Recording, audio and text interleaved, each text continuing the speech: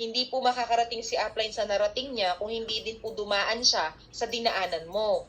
Na marami po siyang inaral, marami po siyang marami na pong mga experiences na dinaanan po siya.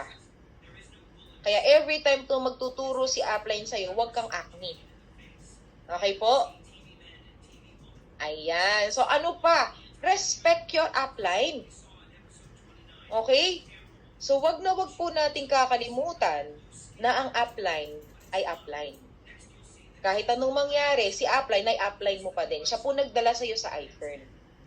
Maging successful ka man, o sabihin na natin maging user ka man, si upline pa rin po nagpakilala sa'yo sa iFern. Naging healthy buong pamilya mo, or naging wealthy ka pa. Diba? So kahit ano pong mangyari, kahit nagkaroon kayo ng hindi pagkakaunawaan, balikan na ang upline ay upline. Kasi bakit ko to sinasabi? Kasi baka mamaya, ganyan din ang gawin sa'yo ng downline mo. Hindi ka rin respetuhin. Diba? So, kailangan nire-respeto po natin si upline. Okay?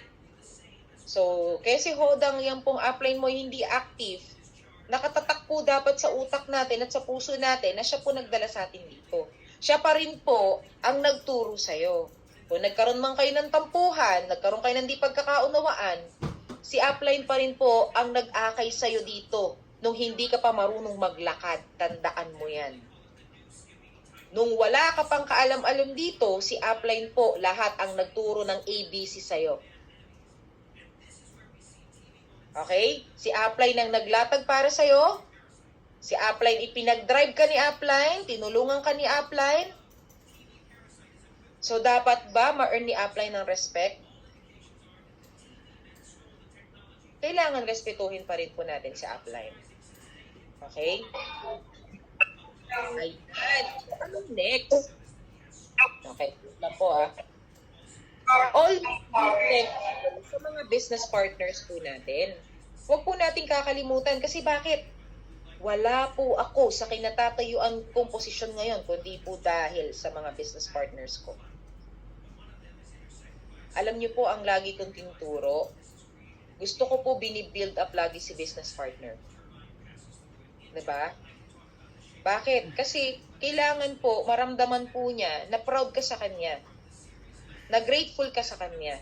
Hindi ibig sabihin na ako nagdala sa inyo dito, dapat sa akin lang kayo grateful.